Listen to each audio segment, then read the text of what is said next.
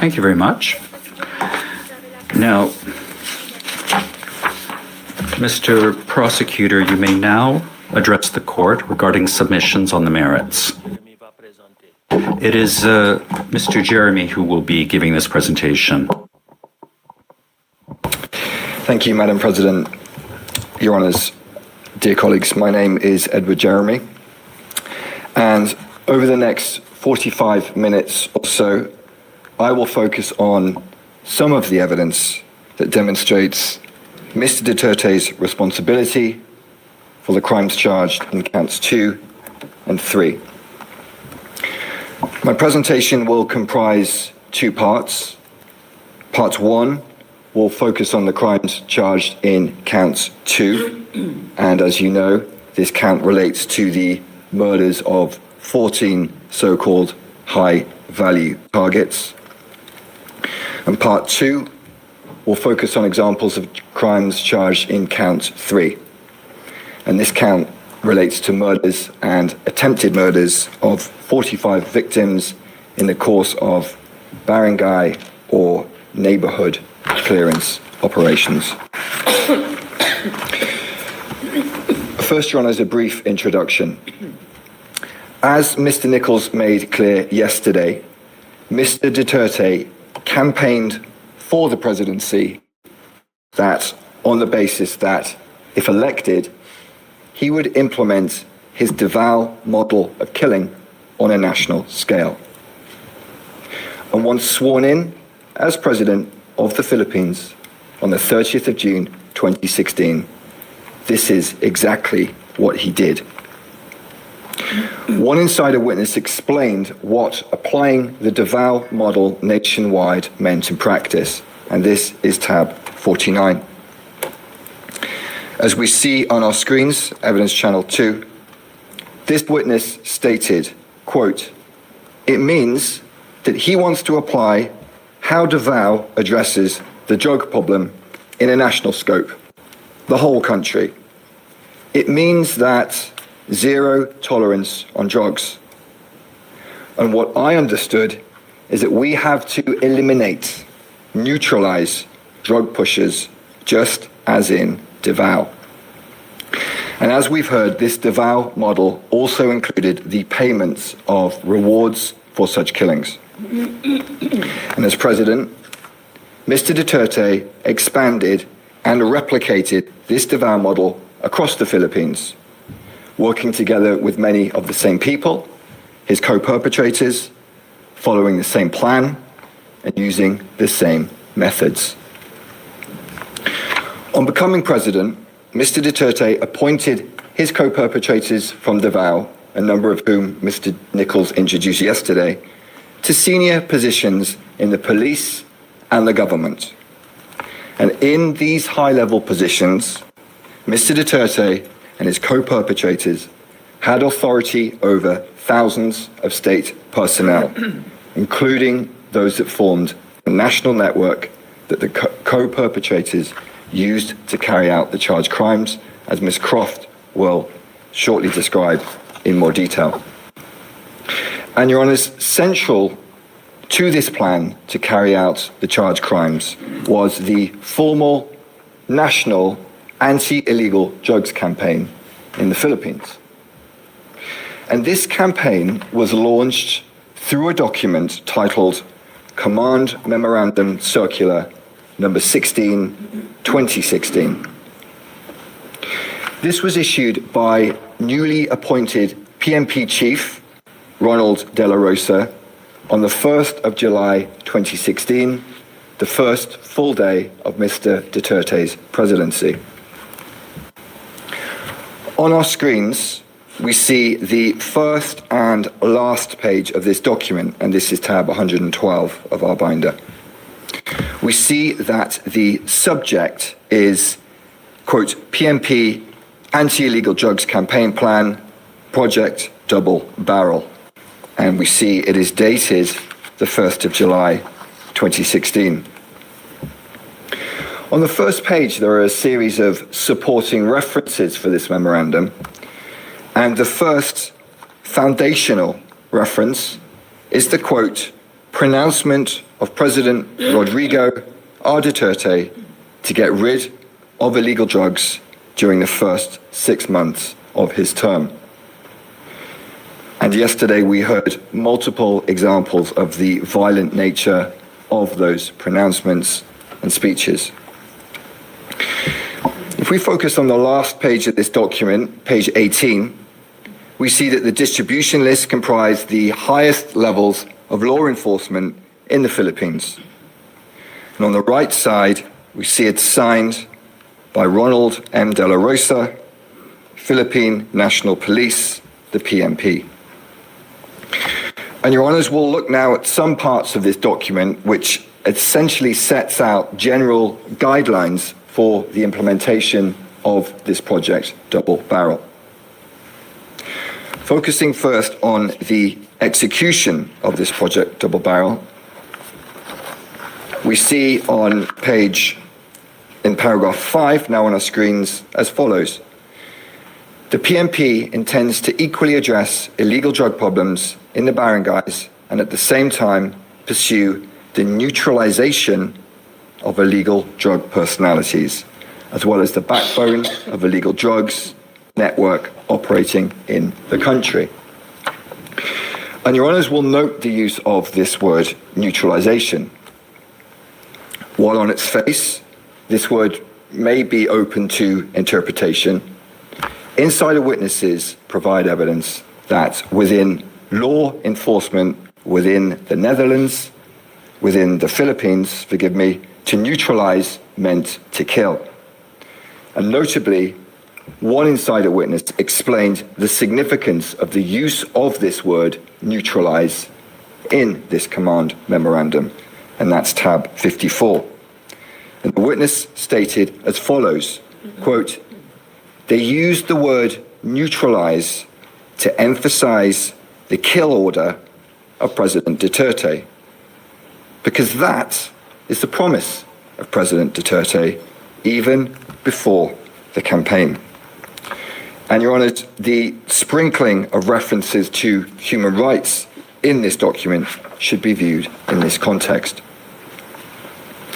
Moving on to the concept of operations, this is set out on page 3 of this memorandum as follows, quote, "The PNP anti-illegal drugs campaign plan, Project Double Barrel, will be conducted in a two-pronged approach, namely Project Tokhang and Project HVT. The first prong or barrel, Project Tokhang, focused on the clearance of the drug-affected barangays. And this relates to count 3, which I'll discuss shortly in the second part of my presentation. The second barrel, which relates to count 2, was Project HVT, or High Value Target, which I will focus on now. Turning to page 6 of this document, we read as follows. Project HVT is a massive and reinvigorated conduct of anti-illegal drugs operations, targeting illegal drugs personalities and drug syndicates. And as Your Honours are aware, it was in the course of this Project HVT that the prosecution alleges the 14 victims of count 2 were murdered. And many of the high-value target victims of count 2 incidents were included in charts and lists that Mr. Duterte showed during public, often televised appearances and speeches. And just as he did in Davao, as president, Mr. Duterte publicly named persons he alleged were involved in drugs, and many of those would end up as victims in his so-called war on drugs. For example, on the 7th of August 2016, Mr. Duterte held a televised press conference in Davao City, during which he named 150 public officials who he claimed were involved in the drug trade. These included Abrera Mayor Rolando Espinosa and Osamis Mayor Reynaldo Parahinog, as well as various members of the Parahinog family. This speech is at tab 31, and we'll play 2 clips of that now.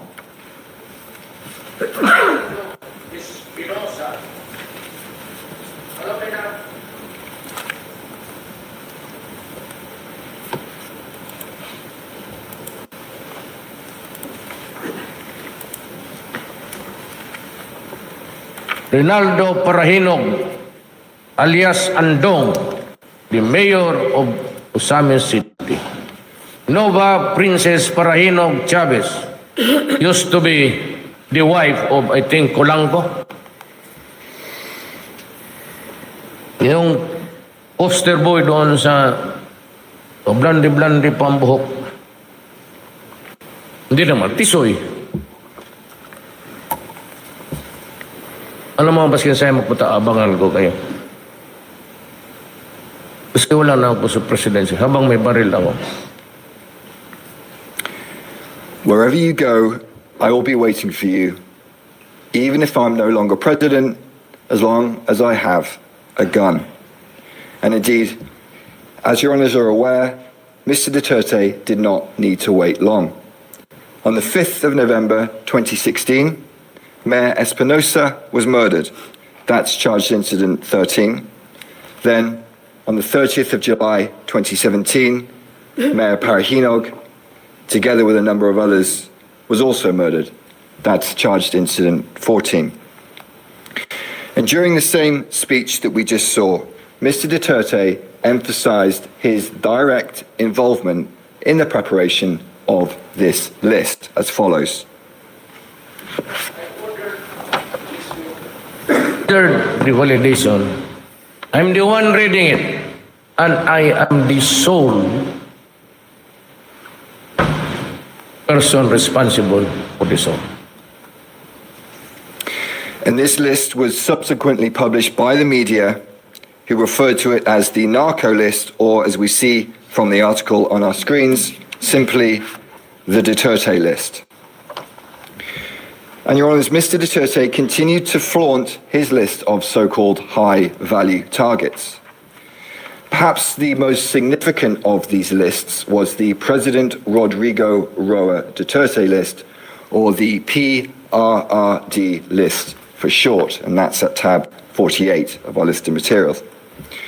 Your Honours, this was basically an Excel-style spreadsheet that listed persons alleged to be high-value targets. The slide now on our screen shows the first page of the PRRD list, which includes photos of various persons designated alleged to be high-value targets. And at the bottom of this list are a series of different tabs, some of which have been enlarged on our screens. And as we see, they include different regions of the Philippines. And within these tabs are lists of names and identifying information of persons alleged to be high-value targets. And the persons included in this PRRD list were also assigned different levels, as set out in our PCB, in our brief, paragraph 99. As we see from the slide now on our screens, these levels range from 1 to 5. At the lowest level 1, this included lower level government and police, as well as street level pushers. And at the highest level 5, this represented the highest value targets: drug wholesalers, financiers, and high-ranking police officers. And consistent with the Davao model of killing, rewards were also paid when a high-value target was neutralized, meaning killed. And this evidence is set out at paragraph 52 and 99 of our brief. And these rewards were not part of the regular PNP budget, but were provided by Mr. Duterte, who also publicly offered perpetrators rewards for killing. Your Honours, to sum up the significance of the PRRD list, I turn to the words of another insider witness, and this is tab 54. Quote, "This list was used by the police in their operations. And if you are in the list, you will be the subject for police operations. And most of the time, the people on the list are killed. So basically, the PRRD list is a dead list. And Mr. Duterte publicly paraded this PRRD list on multiple occasions. For example, during another televised speech on the 2nd of February 2017, tab 111, he stated the following.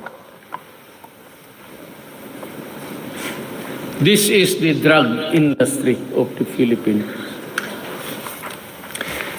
And in this same speech, we'll shortly see Mr. Duterte holding another page of this PRRD list, reacting to criticisms based on human rights in relation to his so-called war on drugs.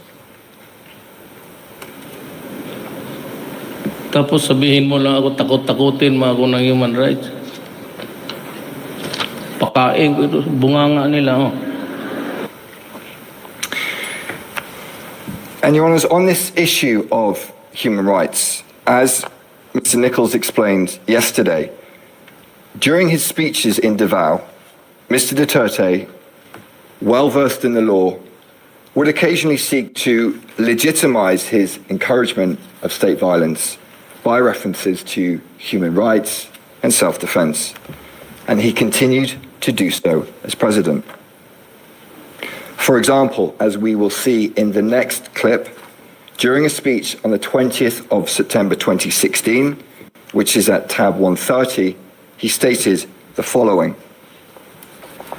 Pagka bumunot, patayin mo. Pag hindi bumunot, patayin mo rin. Oh, tangin. Para matapos na. Eh, kasi mawala pa, bro. Ako na ang bahala sa inyo.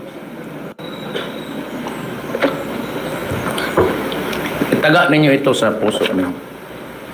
For as long as I am the president, nobody but nobody, no military man or policeman will go to prison because they perform their duties well.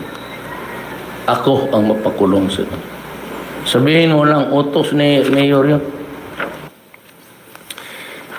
So that was Mr. Duterte's message to the military and to the police. Kill, whether or not your target pulls a gun, and I will protect you.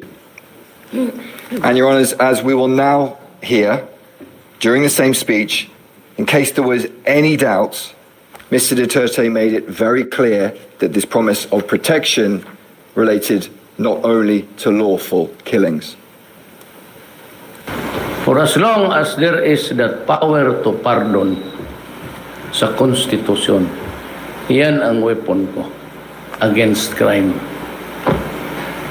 Magmasakir kayo na 100, di ba? 100 rin kayo, pwede pardon lahat eh. Restored to full political and civil rights plus a promotion to both.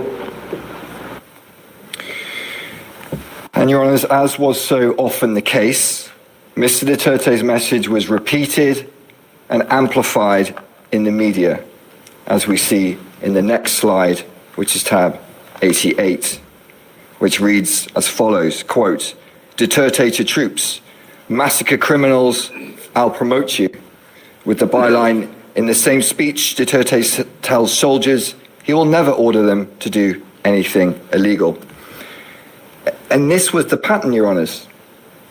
Out of one side of his mouth, quietly, occasionally, he would speak about self-defense. This was Mr. Duterte, the lawyer, keenly aware of his own legal jeopardy, especially once he was no longer president. And out of the other side of his mouth, loudly, frequently, he would say, kill, and I will protect you, I will pardon you, and I will promote you. And this was Mr. Duterte, the strong man president who orders the murders of drug lords and alleged criminals. And as the charged incidents demonstrate, Mr. Duterte's co-perpetrators, as well as the police on the streets, understood his message to kill loud and clear. As an example, Your Honours, I'll focus briefly now on incident number 13. You'll recall that on assuming his presidency, Mr. Duterte publicly expressed his frustration with mayors who he alleged were involved in the drug trade, including Mayor Espinosa. On the 1st of August 2016, he gave Mayor Espinosa, then Mayor of Albuera, 24 hours to surrender to the police. And the following day, Mayor Espinosa did surrender to PMP Chief Ronald Bato de la Rosa. In a public speech on the 5th of August 2016, Mr. Duterte stated the following in reference to Mayor Espinosa's surrender, and this can be found at tab 129. Problema niya ay yung mayor ng Albuera. Mabuti, nakaabot siya doon kay Bato na pinahanap ko, shot on sight. Parang aso. Eh, ang tingin ko talaga sa inyo, kayo, parang aso. And on around the 5th of November 2016, a few months after Mr. Duterte had him tracked down like a dog, Rolando Espinosa was murdered while in detention in Leyte Provincial Jail, together with another man, Raul Yap. According to the PMP's official narrative of this incident, there was a shootout between Espinosa and Yap and officers who attempted to serve search warrants on them while in prison. By contrast, the evidence demonstrates, as set out in paragraphs 107 to 110 of our brief, that these men were murdered in their prison cells in a coordinated operation involving various state agents. CCTV was disabled, guns were planted in their cells, rewards were paid. And as we see on the slide now on our screens, tab 48 of our list of materials, both Mr. Espinosa and Mr. Yap were included in the PRRD list, amongst other individuals whose names have been blurred by the prosecution. Rolando Espinosa in the upper row is recorded as a mayor and alleged to be a drug lord, indicated as level 4. And Raul Yap in the lower row is also alleged to be a drug lord, listed as level 3. The arrest of both men is noted, and this is shown on the right side. Then separately, it is noted that they were neutralized. And in a further indication that to neutralize meant to kill, as we see here, it is only on the date of their death, the 5th of November 2016, that they were noted as neutralized. Additionally, in the tab of the PRRD spreadsheet labeled high-value targets, now visible on our screens, there is a photo of Mayor Espinosa. He's the person in the yellow T-shirt in the second row on the far right side. As you can see from the enlarged photo, he's been crossed out in red, which, as a witness confirmed, indicates that he had been killed. And if your honours look closely at this list, you'll see it appears to be the same list that Mr. Duterte held during a speech on the 2nd of February 2017. And for reference, these are tabs 48 and 111.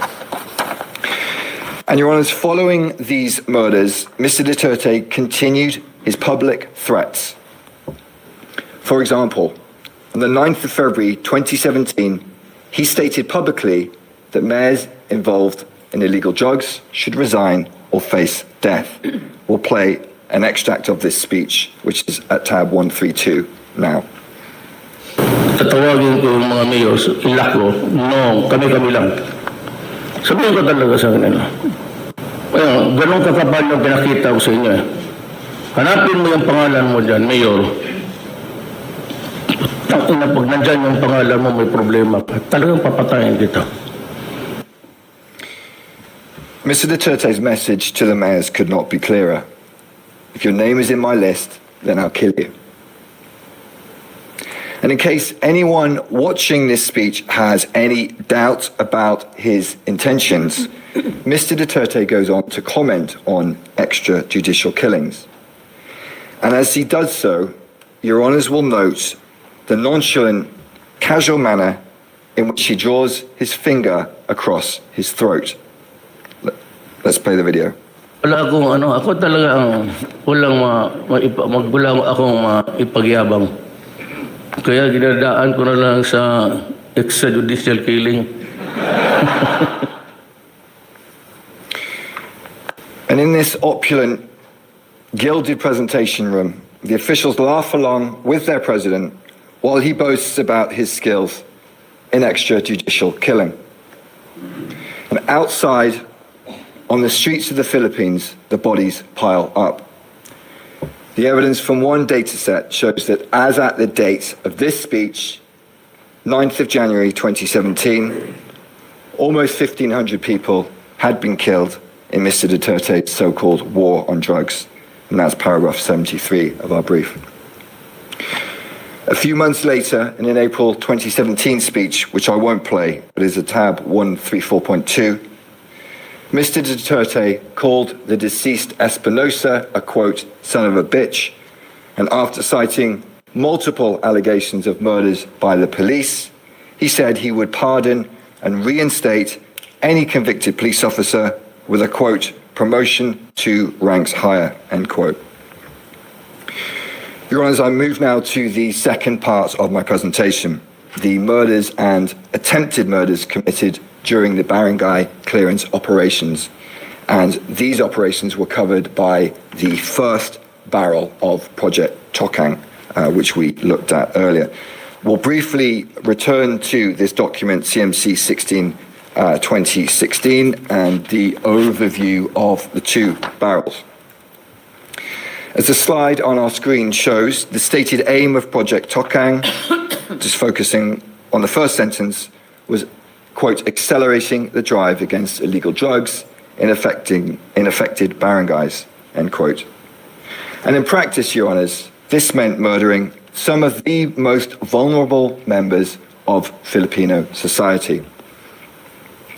As witnesses stated, the poor were often targeted because they were the ones least likely to file complaints against the police.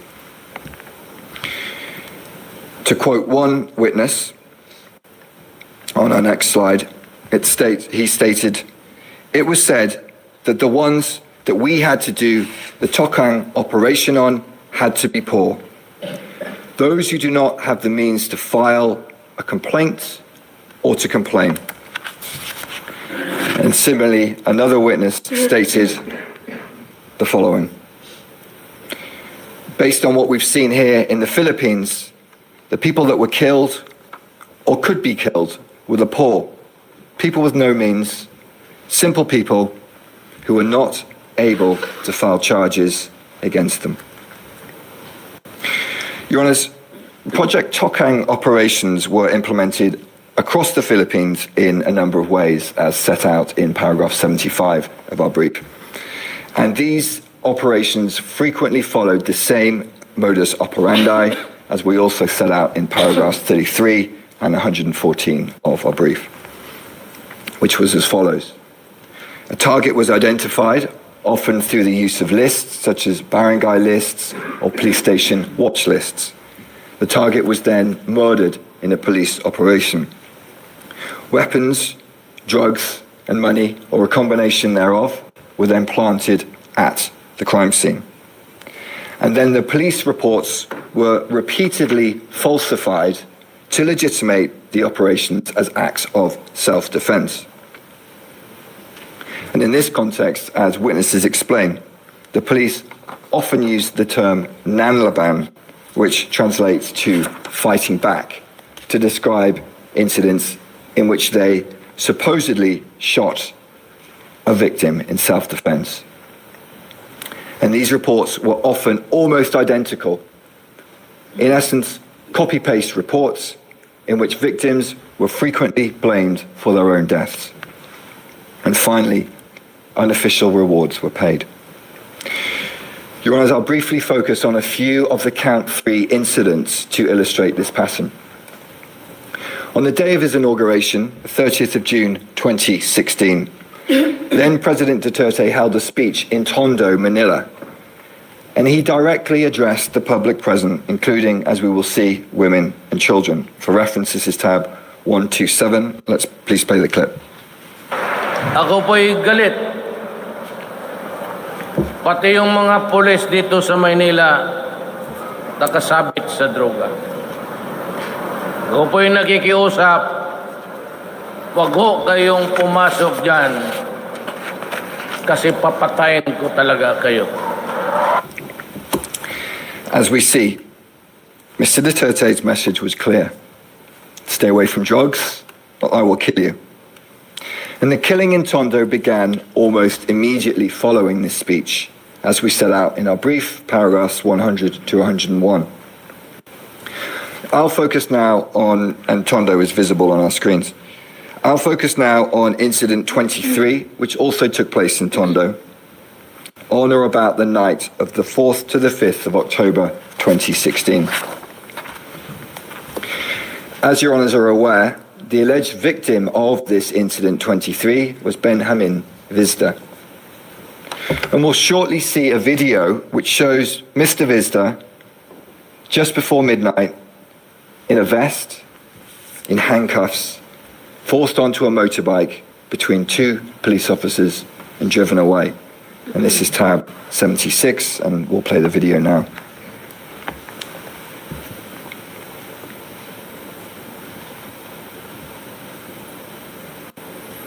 And we see now Mr. Vizda being forced onto the motorbike between the two police officers. And as he's been driven away, we see women and children chasing after him, no doubt terrified about what would happen next. And around 20 minutes later, Your Honours, Mr. Vizda was dead, shot multiple times in the head by police officers. A witness described the scene, and Your Honours, the next slide will be a graphic image. And for reference, this is tab 77. The witness stated, quote, "The victim was lying on the street in handcuffs and was dead. He'd been shot in the head 7 or 8 times," end quote. The official account of this incident was recorded in a police report known as a spot report, dated the 5th of October 2016. This is tab 65. And this report, an extract of which is on the screen, stated that Mr. Vizda was killed by the police in self-defense after he snatched the firearm of a police officer while he was on a motorbike, while wearing handcuffs, and he shot at the police but missed. Your Honours, as demonstrated by the evidence in paragraph 126 of our brief, this narrative is false. Benjamin Vizda did not fight back. He was murdered. Your Honours, Project Tokhang was also carried out through one-time, big-time, or OTBT operations. And these were large-scale, high-intensity police operations that often resulted in multiple murders. And one such operation took place in Bulacan, shown on our screens, between the 15th and the 16th of August 2017. In August 2017, the police made a press release regarding their recent operations, which noted that 32 people were killed by the police in simultaneous one-time, big-time operations from the 15th to the 16th of August 2017. This press release, which can be found at tab 108, is visible on our screens. In the headline, we read, quote, 32 killed, 107 arrested, as firearms, grenades, and numerous illegal drugs were seized in Bulacan, PMP, simultaneous big-time operations. And focusing, Your Honours, on the paragraph at the bottom of the screen, we see that the deaths of these 32 people were recorded as, quote, significant results end quote, of the, quote, intensified campaign against illegal drugs, otherwise known as Project Double Barrel Reloaded, end quote. And this was essentially a reinvigorated version of Project Double Barrel, as set out in our brief footnote 37. And the press release goes on to name the 32 victims of this operation, which included 3 victims who are victims of charged incidents 28 and 29 in this case, who were murdered, consistent with the pattern of the other incidents in count 3, as set out in paragraphs 131 to 132 of our brief. Your Honours, 32 individuals killed by the police in Bulacan in a 24-hour period. You would imagine this would be a major national incident. So how did Mr. Duterte react to this shocking news? Let's hear what he said, and for reference, this is tab 147. Yung namatay daw kanina sa Bulacan 32 in a massive raid. Ganda yun.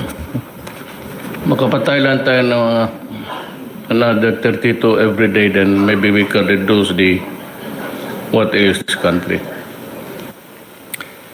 So that was the president's message in response to the death of 32 Filipinos in a single day. He essentially said to the police, well done, keep going, let's kill another 32 every day. And, Your Honours, in this context, as you would expect, the killings went on and on. This phase of one-time, big-time operations continued until around the 18th of August 2017, resulting in many more deaths. As one witness stated, quote, it was hunting season, a killing spree, end quote. And that's at tab 77. And on the evening of the 16th of August, in the midst of this killing spree, perhaps at the same time as Mr. Duterte's speech in Bulacan, a 17-year-old child named Kian de los Santos was murdered in Caloocan, the location of which is marked on our screens. And this is charged incident 30. As usual, the police claimed that Kian de los Santos shot at them and they were forced to shoot him dead in self-defense. Another victim blamed for his death. As set out in our brief, paragraph 133, this account is contradicted by CCTV footage showing police dragging the child across the ground, and other evidence shows that after pleading for his life, he was shot twice in the head. And the next slide is a graphic image, Your Honours, and that's tab 151. On our screens, we see the tragic image of the body of the 17-year-old child, Kian de los Santos. And as noted in our brief, paragraph 56, this brutal murder led to a massive public outcry across the Philippines. And in these circumstances, exceptionally, the direct perpetrators of these murders were prosecuted and they were imprisoned. And in the face of this public outcry, Mr. Duterte was forced to temporarily withdraw police from drug operations from the 10th of October to the 4th of December 2017. And this led to a reduction in the frequency of killings. In announcing this temporary withdrawal, Mr. Duterte sarcastically stated that he hoped that this would satisfy, quote, bleeding hearts and the media, end quote. And in this way, he publicly communicated that this was not a genuine effort to prevent crime, but rather a temporary attempt to placate public criticism. And less than 2 months later, Mr. Duterte decided to once again scale up operations. He ordered the PNP back into the campaign, and the killings once again intensified. And, Your Honours, regrettably, children continued to be the victims of these killings. Your Honours will recall that at the very start of his presidency, Mr. Duterte gave a speech in Tondo, and we saw a part of it earlier. This is tab 127 on our list of materials, and we'll watch another portion of that speech now. Ay, yung mga adik ho dyan, kayo na lang ho ang pumatay Kung anak niya, ikaw ang pumatay. Kung anak niyang adik, kayo ang pumatay para hindi masyado masakit.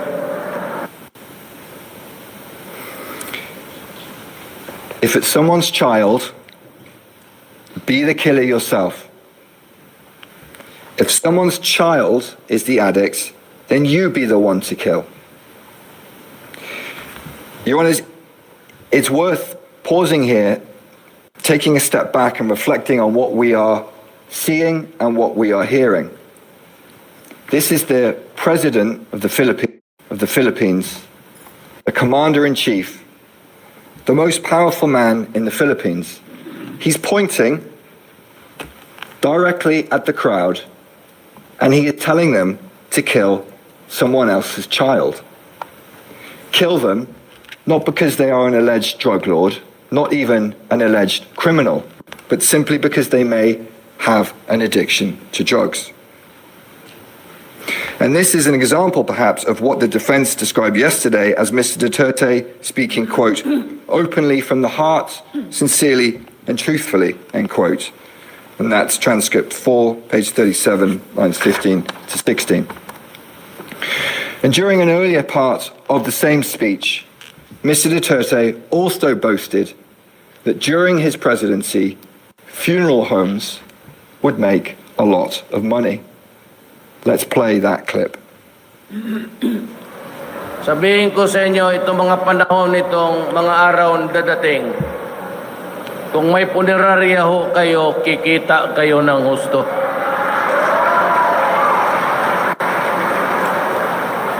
Tayo ko yung mga small time na punerarya dito, doon. At sigurado hindi kayo malugi. At pag humihina na ang negosyo ninyo, sabihin ko lang sa mga pulis, bilis-bilisan ninyo ng konti para kumita yung tao sa negosyo nila. Ay, sinasabi ko na sa inyo. Hindi ako nagbibiro. So again, here's the president assuring funeral homes that if their business declines, he will, quote, tell the police, hurry up a little so people can make money from their business, end quote. And he stressed very clearly he was, quote, not joking. And as my friend said yesterday, transcript 4, page 30, lines 18 to 19, quote, for President Roddy, his word was his word, and the people knew it, end quote. In this context, to conclude, I'll focus briefly on incidents 38 and 45. As your honours know, in the course of these incidents, which occurred during 2018, on 2 separate occasions, the police detained a child aged around 14 or 15 years old. On each occasion, the police wrapped the child's head in packing tape so no one could hear them scream, and then strangled the child to death with wire. It's difficult to imagine a more terrifying end to 2 lives that had barely even begun. And these murdered children were then sold to funeral homes who profited from their bodies, as explained in paragraphs 142 and 150 of our brief. Your Honours, dead children, police ensuring that funeral homes made money. Mr. Duterte, indeed, was not joking. Thank you, Your Honours. This concludes my presentation. I now hand over to Ms. Croft. Merci beaucoup, Monsieur. Judge Motors, thank you very much, Mr. Prosecutor, for your presentation. I think we are going to observe a break of 40 minutes up to 11:30 a.m. Thank you very much.